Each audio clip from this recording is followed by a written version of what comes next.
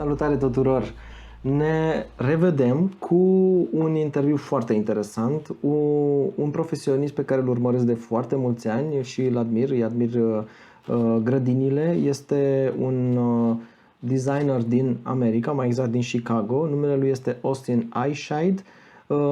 Mentorul lui este Pete Udolf, Roy Diblick și Cassian Schmidt și mulți alții. Și de aici înainte o să-l las pe el să ne povestească mai multe despre cum vede designul cu plante și viitorul grădinilor. De ce nu?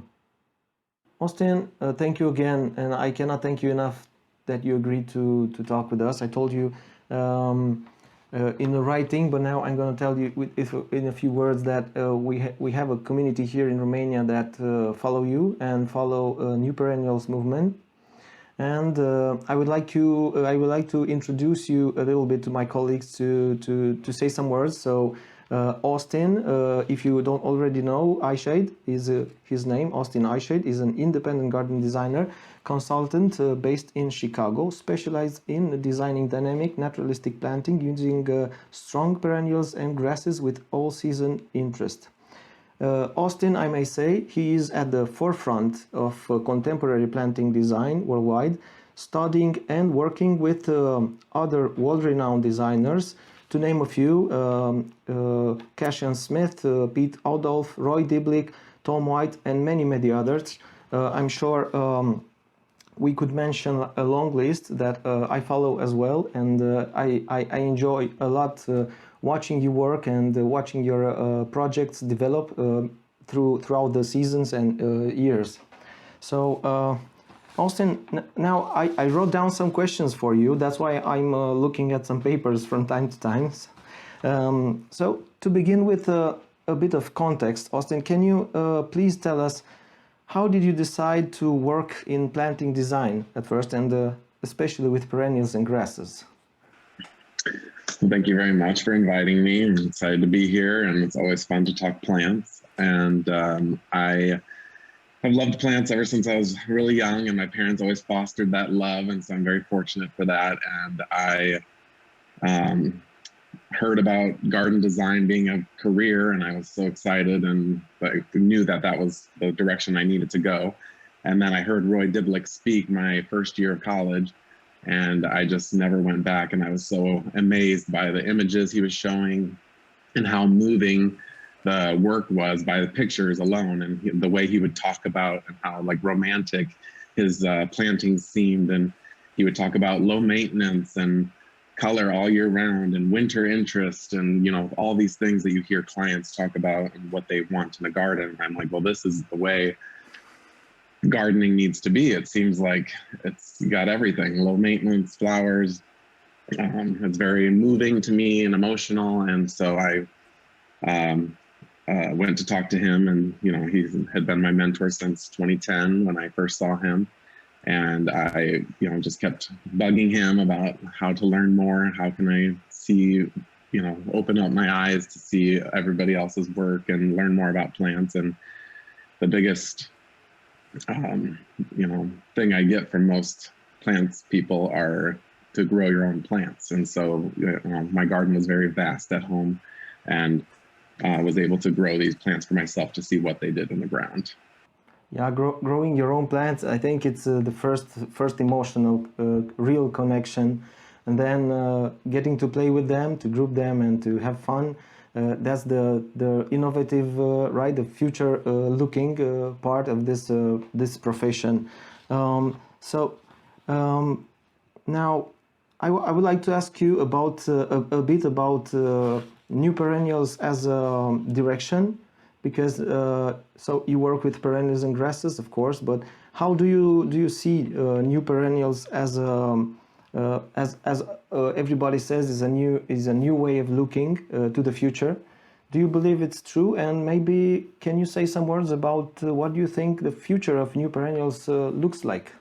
Yeah, I definitely think it is the future, because we're talking about sustainability, and you know, natives and the pollinators are just at the forefront of all the conversations in gardening these days. And so this is exactly what it is, and it's putting these plants together and in a community that they will live a long time and don't need a lot of interaction with, machines and, staking things and all of these extra, and redoing the garden in a few years. And so it's a more sustainable approach and not needing as much water to keep them alive, and, like only using irrigation when the planting is first started, and then intermittently as the season is drier and they maybe need a little bit of a help to keep living and moving on.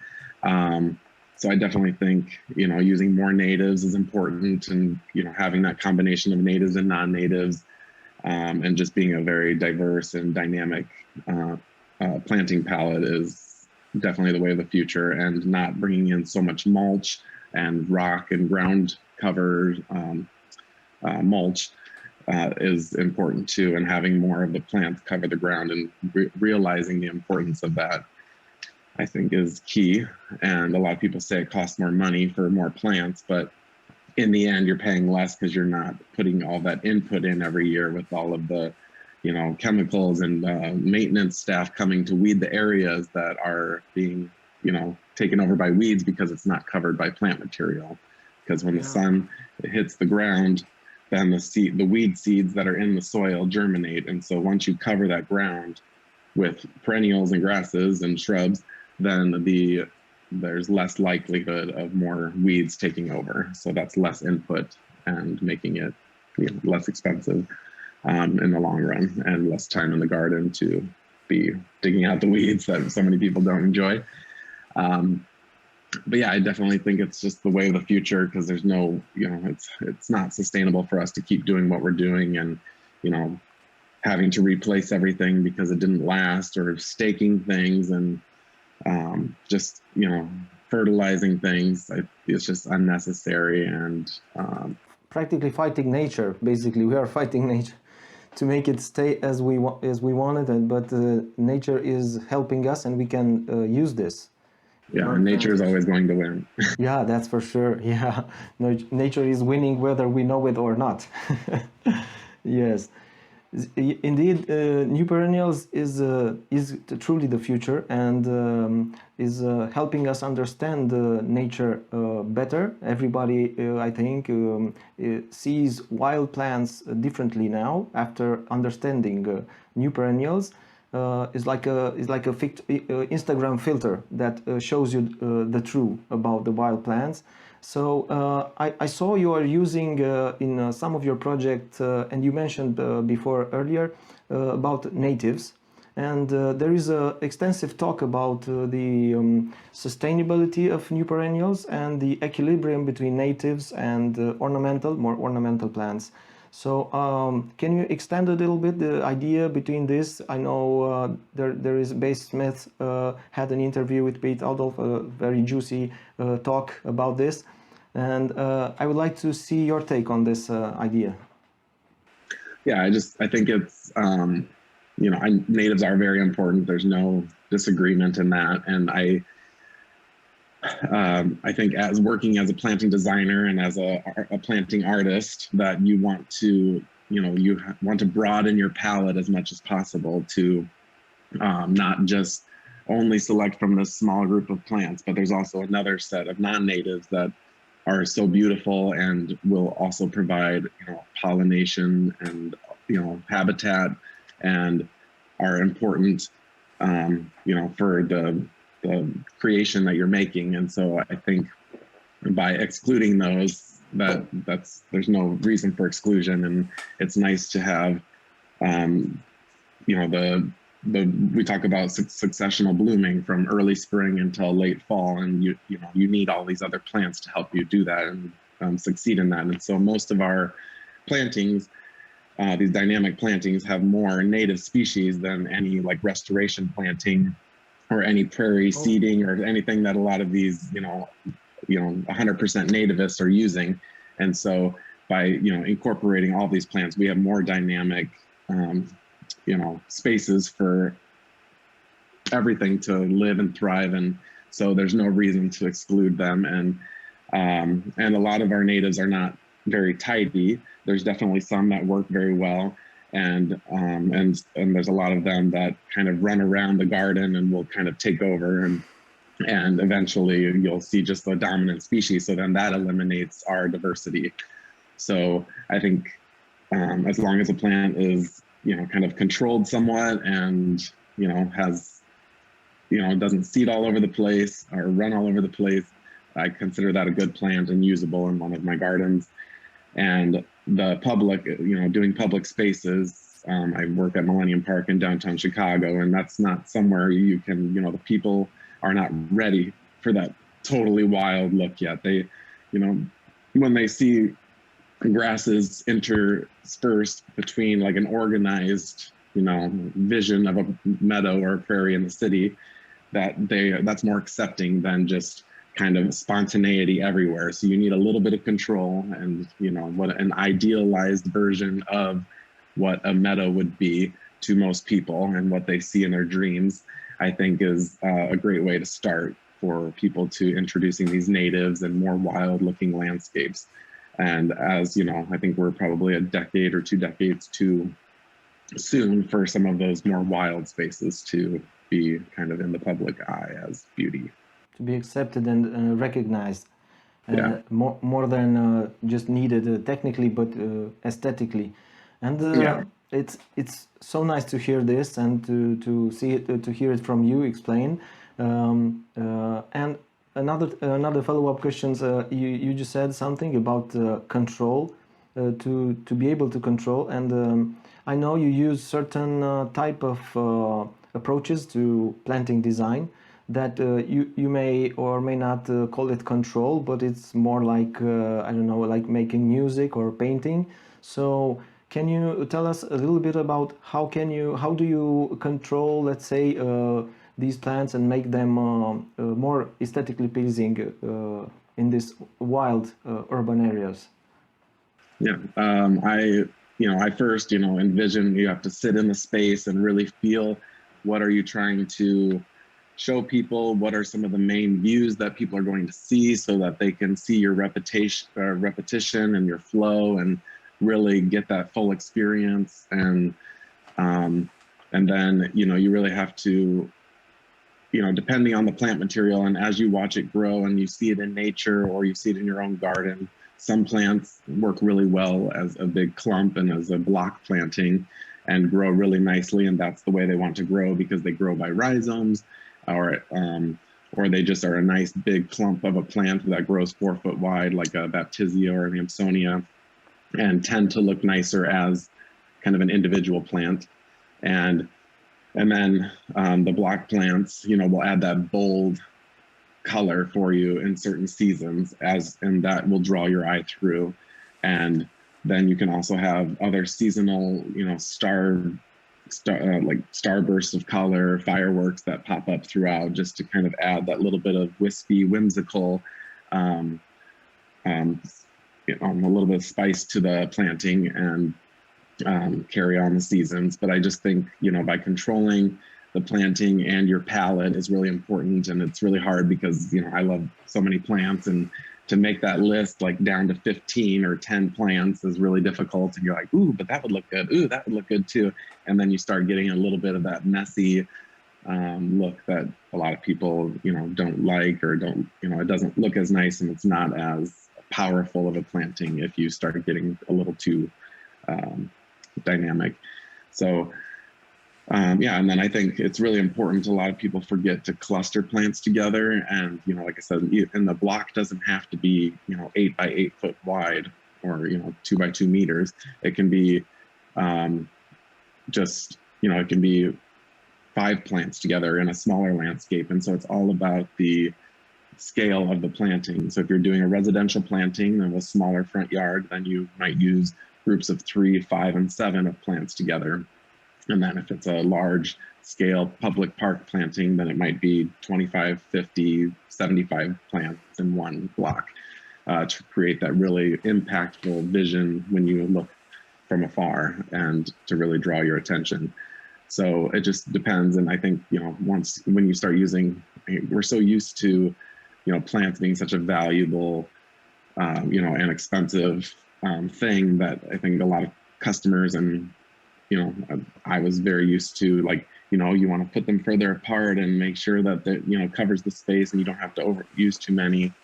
And so then we lose that impact when you're putting like one here, one here, one here. Then it's just like you see a mess first before you see the beauty of the plant. Yeah, making them work together. I think it's the key, and there are so many solutions to do that, so many ways to get there.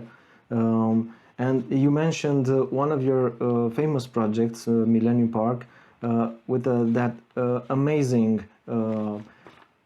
shade. I think that's the most special thing, is that it's in a shade, and you managed to get the wild feel, but the aesthetically pleasing as well. Plus working with bulbs. Can you expand a little? How did you get there? What was your design process for this project? Some clues on bulbs maybe? Yeah, thank you very much. I really enjoy that planting too, and it's exciting because in the city you don't really think of a lot of shade, and Chicago was very much in the forefront of green spaces and planted lots of trees, and Millennium Park, the visionaries beyond Millennium Park that created that space. It's such a special place if you ever get to visit.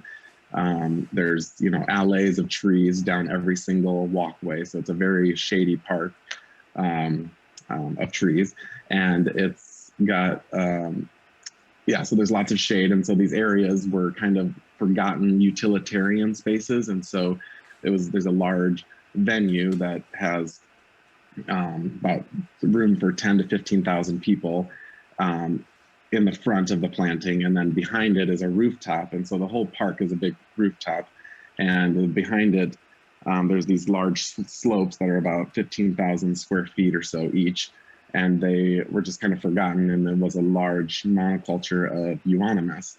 And so every year they would be cutting that euonymus down 3 times a year, spending time on maintenance, and it just is such a space that you shouldn't have to waste any time on, because euonymus is not very exciting or eco-friendly. So there's 2 alleys of trees, Gladitsia and the hawthorns, Crataegus, and so there was lots of shade, and then it would get some sun in the morning and in the evening. So there's some nice dappled light coming through there, which is also very nice for shade, because if it gets too dense, then it's really a small palette of plants that you can use. And this planting also sits up about 1 meter from the ground, and so people are viewing it at their eye level. So that's also a very special part of this planting, that they're able to really be enveloped, and it's not down on the ground, that they're looking down on the plants, and they get to see this kind of amphitheater effect, and it's like there's a show going on, and it's really awesome that people get to walk by and watch it, and as it unfolds and they get to walk by. And so I first started by, right when I saw the space, I'm like, I need to use Hakonakloa macra. This is like calling for it. We're called the Windy City, and we have lots of, we're right by the lake, so there's a nice breeze always. And if you've ever seen Hakonakloa, it's got the beautiful movement in the wind. And so I use these large drifts and sweeps, kind of irregular shapes, to kind of fulfill that whole space and to kind of draw your eye, and that be the main event, to just kind of like always have that movement, and it turns gold in the fall and stays that gold color through the winter and still has that movement pretty much all year round. And then I added larger groups of shade ground covers, epimediums, carex, ferns, all kinds of, there's probably about 15 to 20. Sorry to interrupt you. We will put some pictures as well, so everybody can see and understand very well maybe the seasons and the associations of Hakonakloa, which is one of my favorite grasses as well, and maybe the seasons. If you can talk about the foliage. I saw you said something about the foliage in one interview, and the succession of the foliage that covers one another after it passes through. Mm-hmm. Yeah, so the bulbs, this last year, it was so painful when it came time to cut down the perennials. The Hakonakloa still looked amazing, and I had the bulb layer come up. We put around 170,000 bulbs in the probably about 35,000 square feet area, and so we I had a ground cover layer of crocus and Scylla mishkoiana coming up. So it was the purple and the soft blue, and then that yellow of the Hokonokloa. So we cut everything back except for the Hokonokloa and left this, sea of blue and pink going through the yellow grass. And so it just weaved right through and looked magical. And then we were, then it was time to cut back. Once that was finished, the grass started coming up, so we had to cut that back, and then all of the other bulbs started coming, and the daffodils and the fritillarias, and so then there's kind of a show with that, and then all of the spring, in shade gardens, it's really kind of a time for spring to burst. There's lots of ephemerals that we used, and that's just when a lot of shade plants bloom, and so it's very lush after the bulbs happen. And so the bulbs are probably 6 to 8 weeks long succession, and then and we have such long winters in Chicago, so those bulbs are so like a bright, shiny hope, something that everybody is looking forward to. So just any sign of spring, people are thrilled. So definitely need those snowdrops and those early spring blooming bulbs.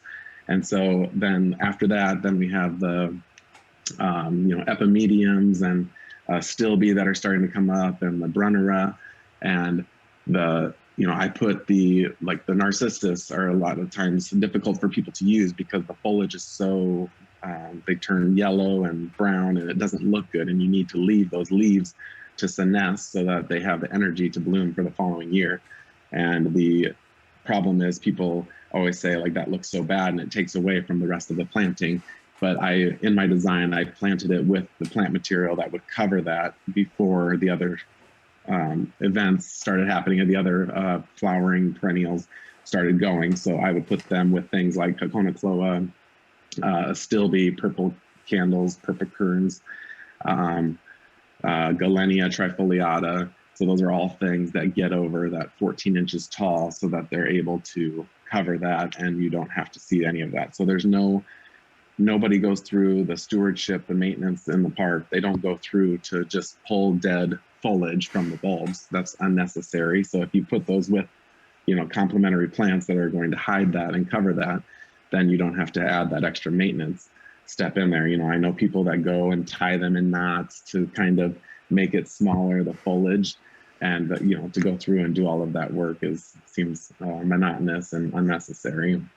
And budgets are usually very tight in cities and parks, and so there's no time to do that. And so then, after spring, summer is more all about texture and foliage, and so there's all different types of blues and greens, and there's simisifugas in there, the burgundy. So there's lots of different texture, and when you're looking at putting groups together, you've got the rounded leaves of the brunnera next to the more frilly, I don't know what you'd say, the textured leaf of geranium. And then you have persicaria, firetail, and that's got the long, elongated, pointed leaf, and it's a little bit taller. So you want that undulation throughout the planting. So you have a shorter plant and a little bit, higher plant, and then it goes back down and up. And so that really gives you that flow and movement, and looks like, there's no contouring on this slope, but it really looks like there is, and that's just moving and kind of coming out of the ground because of the textures and the flow and how the plants are organized together. And then once we get into fall, the anemones start blooming, and the persicaria continues to bloom, and then you start to see some of the seed heads that come up. And so a lot of people would cut down a stilbe, and those beautiful kind of pyramidal flower heads are so important to keep. And I have, a anemone honorine Joubert planted inside the group of anemones. So of the stilbe. And so you think oh, that group is done, stilbe's done, but then you see this anemone emerge out of the seed of the reddish bronze seed heads of the stilbe. And so you have this white firework come out of this area, and it just collides together so nicely and kind of reawakes that area that you might have thought was gone in the garden. And so, and then keeping that up through the winter and fall, and you also need to think about the color of the foliage that the perennials have fall color as well, not just the trees. And so, the Brenner or the epimedium start turning red again, and then the Galenia trifoliata turns kind of an orangey fire engine red, which is stunning. And the Hakonakloa turns gold. So you have all these colors without using flowers in all of the foliage. And then, as you go into winter, some of those colors stay, and you've got the different yellows and browns and oranges that still kind of hang around. And then the sun or the snow, sits on top of all of that and just kind of gives it a nice icing that. I don't think I don't think we need pictures. I think you described it so well. I was there in the garden for each season, for each flower, and especially describing the astilbe and anemone flowering. I was there 100%. Thank you so much, Austin, for everything, for this story. Very nice to walk with you and to see how you are thinking and how you see Millennium Park vegetation. And I will follow you. We will follow your how to say this next projects in as well in shade and sun. And you have some many other projects, and I will just to name a few. And the one that caught my eye, let's say recently, and I was looking in detail at your planting, is Kinwood Center Gardens, because I'm honestly I'm looking on the internet and I see your projects, and sometimes I stay with a picture and look at your combinations and try to figure out how does it work and how do they stay in the plant, and it's like a puzzle sometimes. And of course, there are many other projects, but maybe can you tell us some words about this one from Kingwood? Yeah. Thank you. I was really excited about this one. It's a public estate garden in the middle of Ohio. So it's in Mansfield, Ohio, and it's a garden that was known for a lot of annual plantings, and so they do, I don't even know how many, maybe hundreds of thousands of annuals every year, and so that's what their focus was on. And they, how much work it is to plant all of them in the spring and to manage and to fertilize. And so I came in, and their perennial garden needed a little bit of a facelift, and so I came in and designed the perennial garden, and it was kind of in between the house and the admission center for the garden. And it was, I was super excited. And they had kind of the Terra Designs was the landscape architect that invited me to come into the project, and they designed the master plan, and it kind of had the turf, shapes in the middle, like 3 picnic areas that we decided on in the middle, and that's to be more formal. And that was kind of an ode to Pete Outhoff, that he has used those before. And so there's the turf, and then surrounding that was a lower matrix of Ceslaria, autumnalis, and allium, millennium, and Stachys humilo, and calamantha, all the favorites. And that is kind of that lime green of the Ceslaria with all of those things. It was kind of a 10-foot, 2-meter circumference around that picnic area, was to kind of create a mellow, low, enjoyable atmosphere. And then beyond that is another like block layer, which was like 3 to 4 foot tall perennials. And that was to really feel enveloped by the perennials. And, the people that don't ever get to go to nature, or, have never been in one of these plantings, to just really feel it and not see anything else around you but perennials. And there's also kind of a hedge around all of that. So you are to just kind of be alone in your own moment and think whatever you want to think. And so I really loved that, and how that all flowed together so nicely. And there's also some really nice contouring around the outside to kind of have that enveloped feel as you go from the lower spot in the middle and go up. And this was a kind of a rainy area, so I got to use a lot more plants that I'm not used to using, because there was some more moisture, and so they didn't the first year it was installed, they didn't have to water it once, which was awesome to hear that it was kind of sustainable on its own and it looked amazing and filled in so nicely. And then there was kind of an area, the main walkway up to the house on the west side of that, they were going to leave turf grass. And I said, well, why not have them have an experience as they're going up and, you know, next to the perennial garden. And so I created another matrix with Ceslaria autumnalis and Dischampsia goldtau, and then had, you know, clumps of color that, you know, throughout the season, but a very simple palette, and just kind of walking through a cloud of Dischampsia as you go up to the house, and it just turned out so nicely, and I'm really excited to see this one fill in and grow. Yeah, it's established so fast and so quickly, and it looks so good from the start. I'm sure it's gonna be more and more interesting, like delicious, let's say. And I have to say that the biggest important thing is the garden stewardship that a lot of people don't think about, and that's the first thing I talked about with clients. And at Millennium Park, you can tell that it's, you know, we have amazing stewardship by Vivant Gardens, and then the Ellen at Kingwood Center Gardens, like she's amazing, and just like, you know, ask questions, and she learns every day and kind of envelops herself in these plantings, and it's just amazing to work side by side with these amazing stewards of these gardens, and they are the reason any of these plantings exist.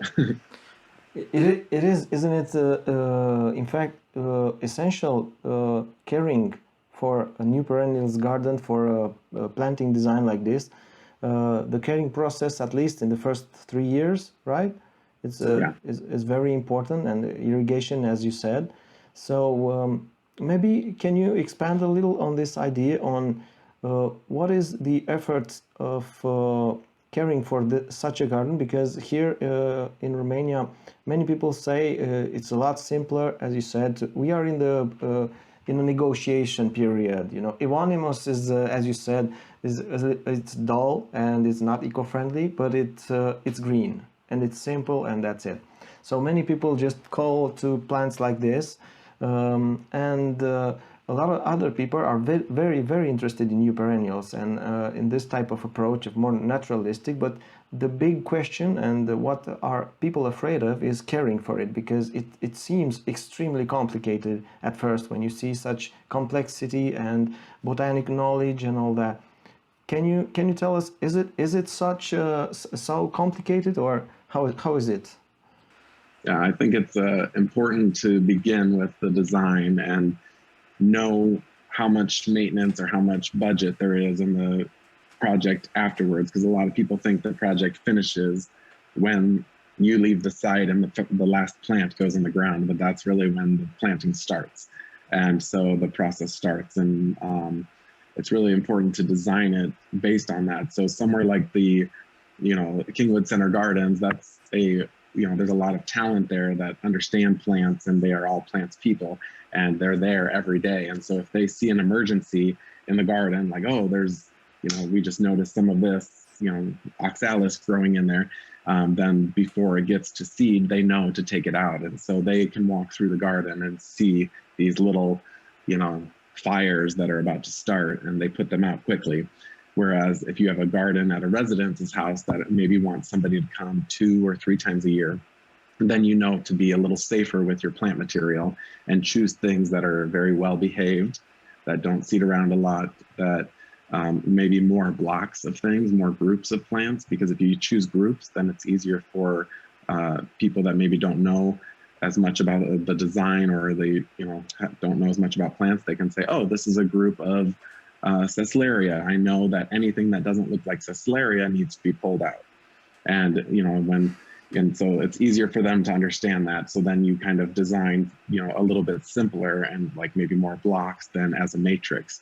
Whereas a matrix, it's a lot of, you know, there might be one consistent theme going through, like Ceslaria autumnalis, but then when you have like an Astrantia dotted through, or like 1 Amsonia or 3 Amsonia, then it gets to be a little bit more complicated, and people are like, oh, should I remove this or keep that? And then they start keeping a few too many things, and then the weeds get big, and then you lose your design completely. So it's important to kind of hone in and understand your maintenance and what it's going to be, and how to make it successful.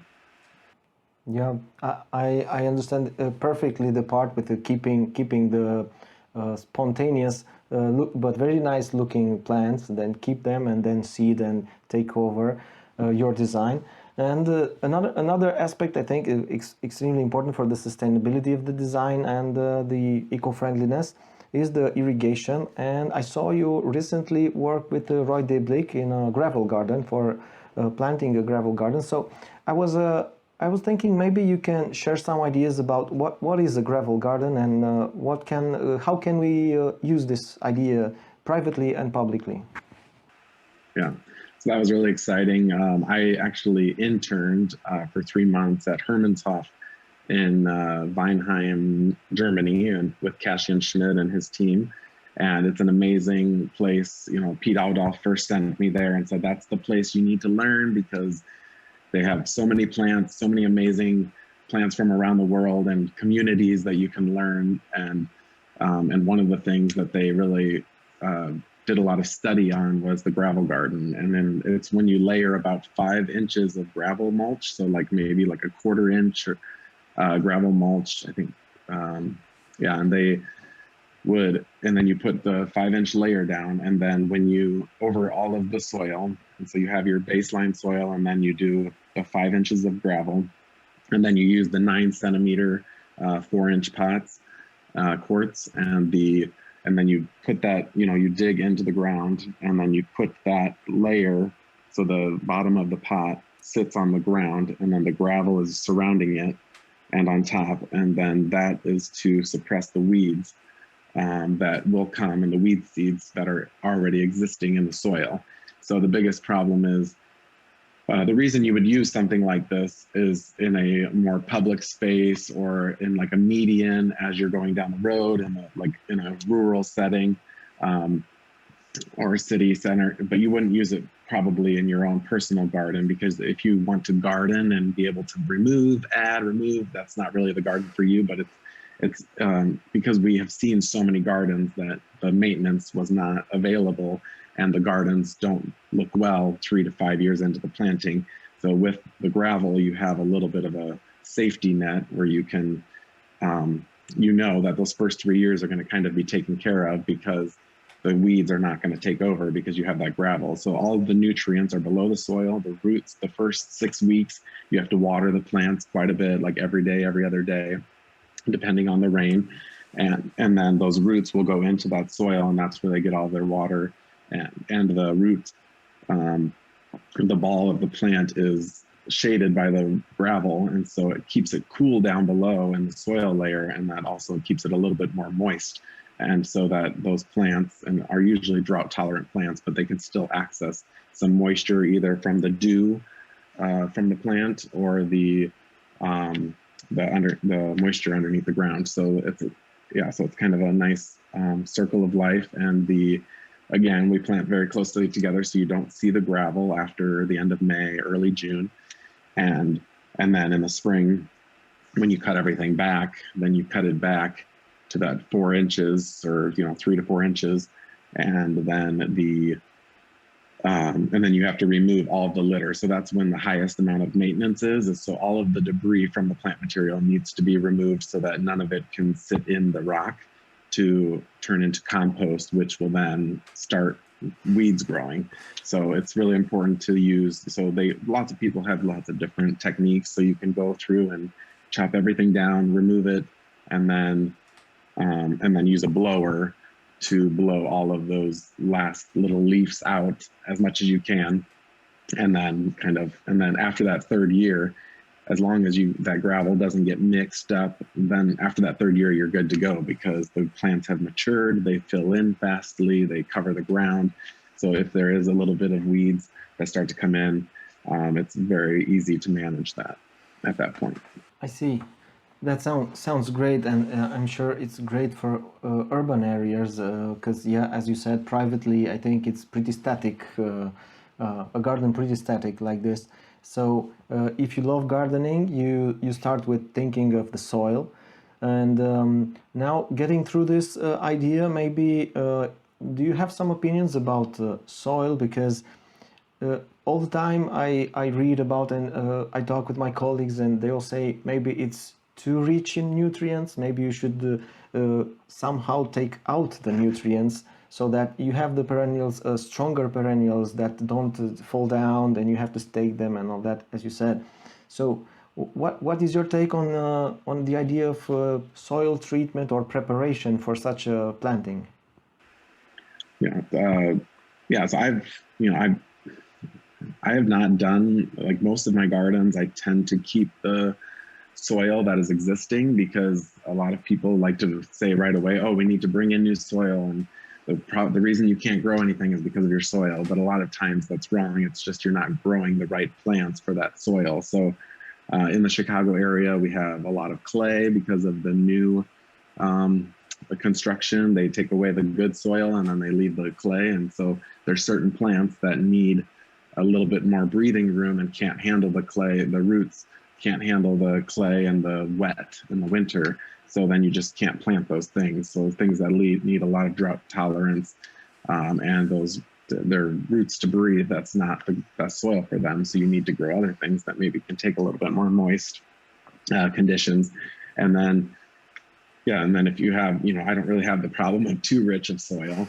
The problem is a lot of people think right away, oh, we need to add mushroom compost. We need to add compost and all of these nutrients. And a lot of these plants that are in this new perennial movement that we use, is they're all like, they need low nutrition. And so like you said, if they grow too fast, they start flopping over, or they start dying because they get too much energy and they want to bloom, bloom, bloom, and then they die because it's just too much of a good thing.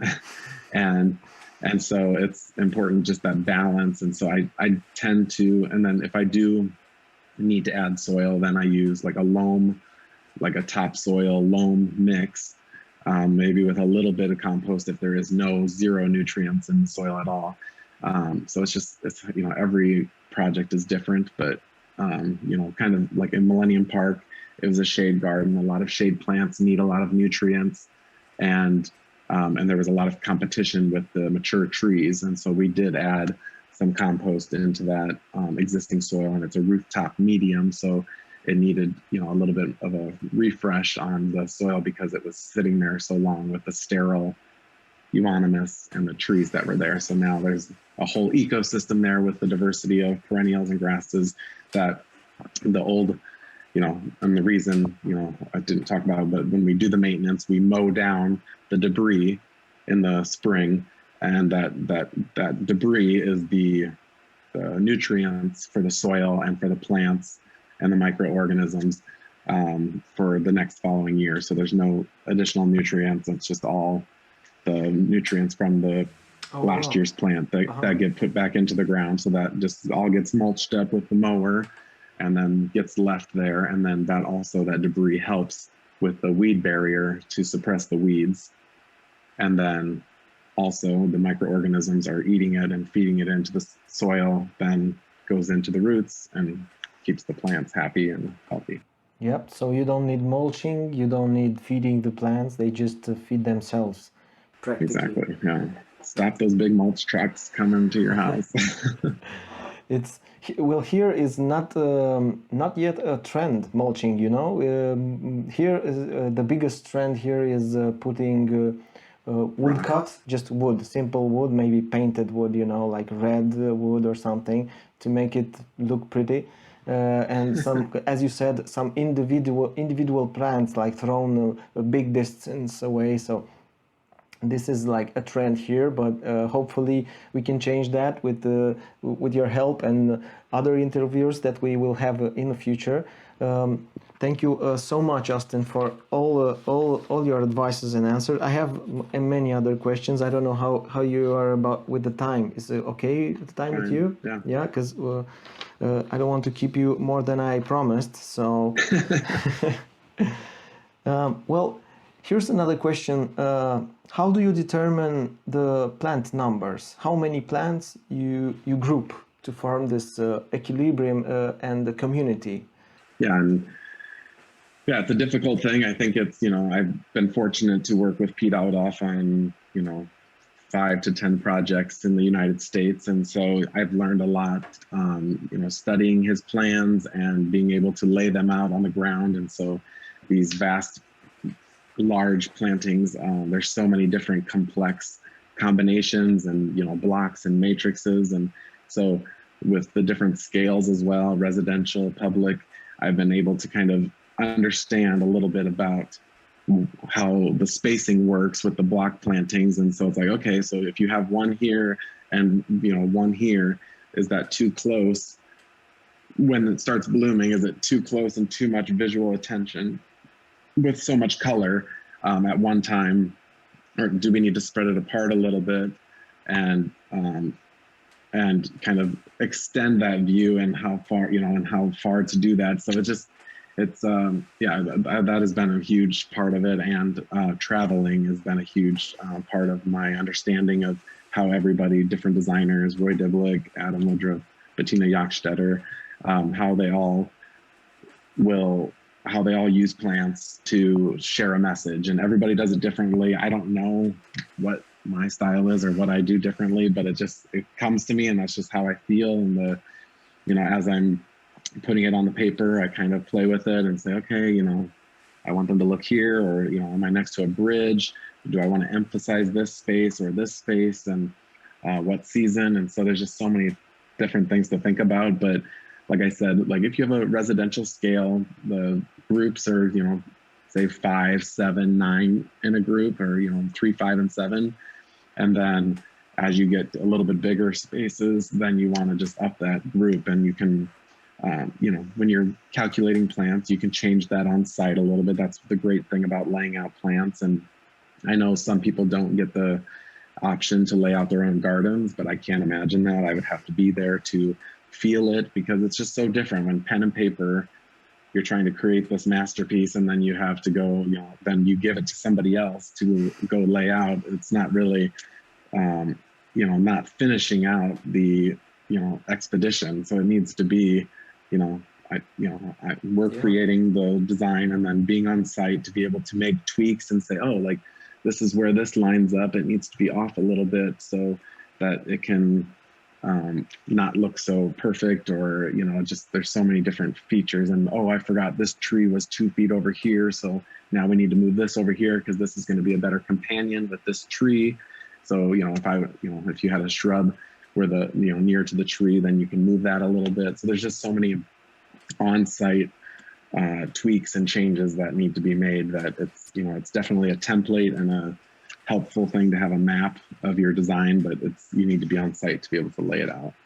And hopefully that answers the question about scale. It's very difficult to understand, but Exactly. I see you tried to you answered from many different points of view about the grouping, because it's, I think, the most complex part is this part, establishing the community, of course, ecologically and so on, with the nutrients and soil, but how do they work together as aesthetically? And when you say aesthetically, it's so much. It's more like an ambient. It's everything. It's the movement and everything. And as I see in your designs, it's a lot about light, because I was looking at it. It depends a lot of how you take the pictures, of course, because I've seen pictures of your designs. I haven't been there yet. Hopefully I will get to Chicago soon. But looking in the pictures depends a lot how the picture is made. And I saw Pete Rudolph as well in documentaries and everything. When you film like eye level is one thing, when you film lower is another, and higher, a lot higher, is totally different impact. Yeah. And I saw in your designs, when you film some interviews or photography, it's all about how light takes out and makes some plants pop out, like the seeds and everything, and Ceslaria becomes one thing, just one background for every other. And the matrix, of course, is totally different. And can you say something about the matrix and how you approach and how you decide if whether it's a ceslaria or any other grass or any other perennials, have you ever made a matrix only with perennials, not using grasses? Have you tried this? I have not. I love grasses and they're so important. And, when I have a client that says, I hate grasses, I don't want any grasses, I'm like, oh, like, what am I going to do? Because they're just such a nice foil for all of the other plant materials. They're just anything, the grasses are beautiful in themselves, but they are such a nice, they kind of add this beautiful, wispiness and texture and flow, and then everything that blooms inside of it just kind of makes it that much more amazing. So you have like the lime green of the ceslaria or the airiness of spirabolis, and then you have like a phlox or an allium blooming with that movement, and it just like kind of puts it on stage, and it's just like, oh, it's my time to shine. This is the allium, like ta-da-da, and it looks so good. And then that kind of quiets down, and then there might be a stackies or the phlox gets to bloom 2 weeks later, and then that kind of like the sun kind of shines and like hits that, and then it's that moment for the phlox to shine for 4 weeks. So I think just having I love matrices because they're a little bit more forgiving as well in design. So when you're doing them, you don't miss like, oh, if one allium doesn't come up, there's so much, it's not, like as a block planting, if a whole thing of Achillea doesn't work out, it's a dead spot. You'll see it. If you have like an area where maybe one of your little groups that doesn't pop out, doesn't come up, the grass will kind of fill in that space, or the perennial next to it or ground cover will kind of fill in that space, and it won't be so dramatic. But I love matrices, not only because you can't see any errors, but it's just a fun way to really kind of work with plants and see other things shine. It's more adventurous, right? The matrix is more adventurous than the grouping. And it feels more natural as well. Yeah. So that's like, you're getting into more of that natural feel, and it's a little more relaxed than a block planting. And perennials, like, and I don't like, and I've heard Pete and Roy and them say it, it's just too much blooming at one time is almost like it's a garden I don't want to go into because it's almost overwhelming, kind of like the Chelsea Flower Show, where you go and it's amazing, but it's like so overpowering, and there's so many things that are hitting you at once, the smells and the sights and and you go in and it's just an incredible place, but you need a break. I need to like go in a bubble for like 10 minutes to kind of reevaluate and then go back out and enjoy it. So I like when plants can have their moment when maybe 2 or 3 things are blooming at a time instead of 20 things blooming at the same time. Yeah. Garden that invites you to pause and look at details, not just pop out and say, hey, this is the blooming time. This is 3 weeks. Yeah, go ahead. Sorry, did it really, did it happen to you any time with any project to visit, like after a year maybe or two, and be surprised by your own design, like discover, oh, this is happening here, this is nice, I have to, take notes or something that is surprising? Yeah, on both ends. I've had like, the Kingwood Center garden. I'm always nervous and wake up in the middle of the night and think about, oh, I should have changed this, I should have done this. And it's just, I think that if you love your work and do your work, like that's just what happens is you're like very critical and think of everything, and you're like, oh, maybe I should have used spirabolis instead of ceslaria or whatever. So there's just always thoughts of that. And with that project, I only visited it once, and it was 7 hours away from Chicago, so I only went once to see it, and it wasn't during the final. It was just the original perennial garden, and there was lots of intervention with the landscape architects and the contractors since then. And then I showed up, and it was ready, and so I had to know what it was going to look like, and I had never done a garden that was, not already existing, and I knew exactly what it was going to look like. So I had to really be able to visualize what what the grading was going to look like, and the space and all those, and remember which areas people were coming from and how people were going to enjoy it being in this public garden that I was at for 4 hours.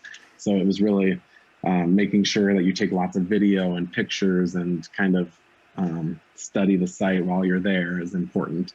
And then last year I did a garden in the middle of a field, and it was the other way where it's like, oh, we did all of it, it looks great, and then like a week later, this like massive amounts of crabgrass, and I've never had anything like it before. And I, called Roy Diblick. I'm like, what do I do? What is happening? And there wasn't a lot of.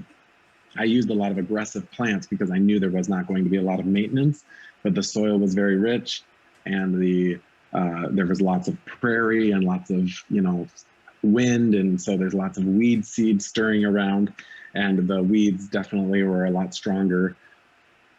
So we had to figure out a way to keep these plants surviving, and so that was a challenge. And we were thinking about putting down a pre-emergent, and Roy, we talked about it and said that it would maybe not be a good idea because it will hurt the growth of the plants that you put in by putting something that will kill and stop the seed from germinating. And so we didn't do that. In one area we did do it as an experiment that was all schizocurium, and it worked beautifully. And then the other areas were a disaster. So, but we just tried to maintain and keep that level of, we used a few pesticides to keep that crabgrass down. Otherwise we would have had to restart completely. So some areas were only perennials, so we were able to use something that killed only grass. Yeah. So we were able to spray the whole area with like tenacity. I can't remember which one, but I don't like to use pesticides, but we had to use them in this instant. And so just being able to reach out, and we don't all have the answers, and there's always going to be failures, whether they're big or small. It's just you are always learning from them, and that's the biggest thing I've learned from all my mentors is, don't be afraid to fail, because those failures always make you better. But don't take too big of risks when you're doing your planting, where you're like, oh, I'm going to use 70% new plants that I've never tried before, and maybe use like 10-15% of plants that you haven't tried before, and always like add in a new one, and then you can kind of learn from that project what that does and if you're going to use it again or not. Yeah, this is such a good advice, to use each project a little bit to learn from it, and maybe have a little adventure. Nobody has to know about it. And test some plants, and take notes, and come back and see what's happening between them, and how they interact and how they communicate. It's so nice talking to you, and I can see my passion, and how you say at night thinking of plant species, and talking and thinking of maybe I have the opportunity to use this and that. Not here, maybe next time. It's the same. It's called passion. It's like passion for this. This is overwhelming all the time. So Austin, maybe to wrap it up, because it's been an hour, and I promised you it's going to be only 30 minutes. I'm sure we can keep going for another hour at least.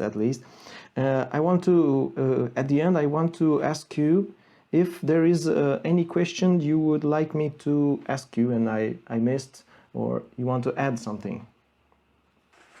No, I think, it's great talking to you, and I think social media has been so important in creating discussion, and to see other people's work and keep you, on fire, and to see what's new, what is happening in Romania, what's happening in, Australia, and, and it's just fun to see, what different designers are doing, and new plants you can add to your palette. And I think, there's a lot of bad that happens with social media, but I think for me, getting to meet so many people from around the world, and when I travel, get to meet them in person, get to see their gardens, it's been a huge bonus. And I love when people come to Chicago and reach out to me, and I can see them and maybe give them a tour.